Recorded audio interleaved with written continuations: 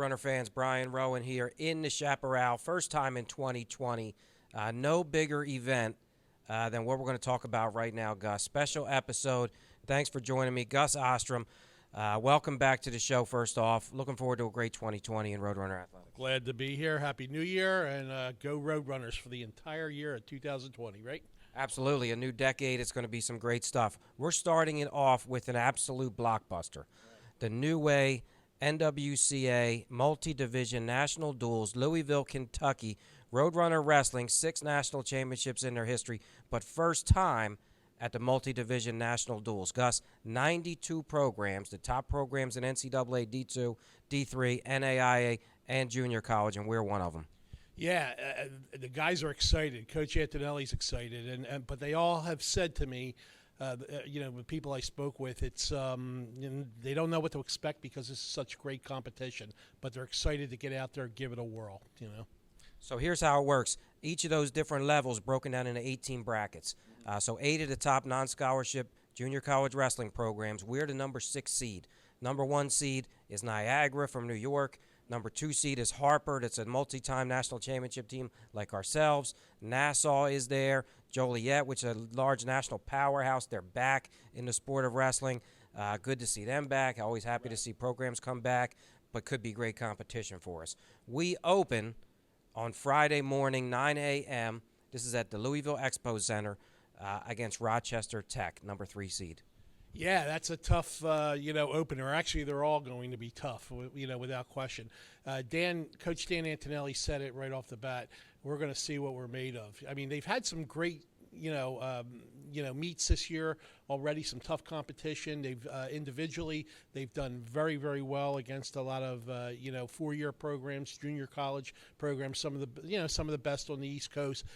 This is a little different. I mean, we're going to see how the team does in a competition like this, especially, and this is great for the upcoming things like GSACs and districts and all that. So I think everybody's really excited. I think we're going to do very well.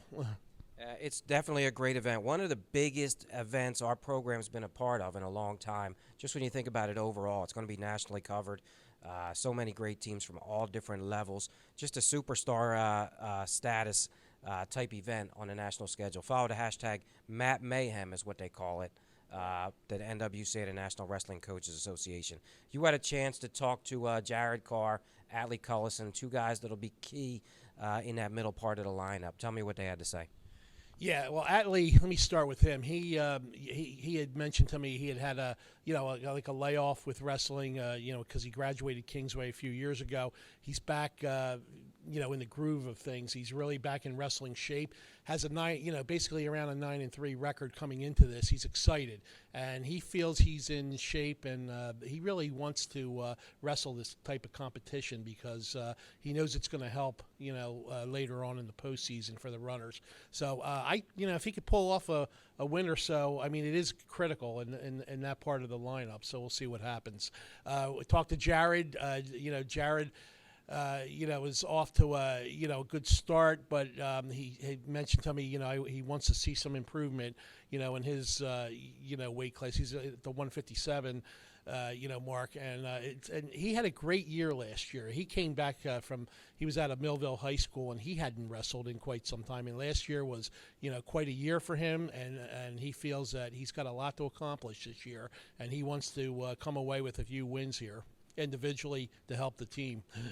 Nice pickup for Coach Antonelli getting back on the mat after tweaking his knee. Nick DiGiacomo, the 25-pounder freshman, has had a blistering start to the beginning of his season. Right. It's a really fun wrestler to watch, and he's got to get back. He's got to get back, and he'll be tested right away. Yeah, he's going to be tested right away, and like you said, he's just coming back. So this is a tough spot for him, okay? Hopefully he'll be up to the challenge there. He's a great wrestler. I mean, there's no question about it, and, injuries slow people down. It is what it is, but if he pulls out a couple things, and if he's back in the type of shape that we hope he is, it's going to be a great series of events here. And you can really make a name for yourself at this event. So if he does well, a lot of eyes will be on him. That's one of the things for us at a 2-year program, to see those great D2s that are there, the NAIA schools that offer scholarships, just great exposure for our program. 2 folks I know you want to talk about The guys, sophomores, have a lot going for them this season. Dylan Fisher, Tyler Bear. Those guys have been the workhorses for us, the leaders in the training room. Time for them to step up and really pound away. Yeah, at this point, Dylan Fisher is, still undefeated. Yeah, like you said, he's leading the way, right? And what else would we expect out of Dylan? And he is focused. Now, he did not wrestle in the Nassau meet, but Coach Antonelli tells me that he's just raring to go. Tyler Bear has had a great season, and he was another one. He hadn't been around wrestling for a few years until he came to Rowan last year as a freshman. He quickly got into shape. It took him, it may have taken him about a month or so, but he's had a great year. 14-2 record coming into this. So he's had a solid year, and I think he's one of the top in his weight class, certainly in the country. Now, he goes back and forth. He's very versatile. He can go at the 174 or the 184 with Riley Honorado, and that's a nice, a really nice situation for Coach Antonelli. He can put in there, who he wants to and move him around a little bit, and that's always just great to have that versatility. And Tyler's more than happy to do it. And absolutely, that versatility is key in a dual match, and there could be some strategy. Where do you match up, guys? And that's Coach Antonelli's great at that. He's a great tactician. Speaking of that, you got Honorado there to fill it in at the top of the lineup. Then you got some options at the heavyweight position. Yeah, you do. At the heavyweight position, we have a couple people there. Matt Cruz is coming back. Okay, I'm using my cheat sheet here. Austin Mooney. These guys have a lot of talent. Okay, we haven't really seen a whole lot from them yet, but because they're just really kind of just starting out. If we can grab something, at the heavyweight again, these guys are talented enough to pull it off. They just haven't had like about 20 matches or anything like that, but they will be stud wrestlers at some point, hopefully moving forward here, hopefully right away. Yeah, we hope. And you also have John Fountain, the sophomore, who's improved tremendously from last year. So you have those options, and that's a great thing. It's great that we have that depth that is hopefully going to power us through this event and then the GSACs and those other championship events that are coming up.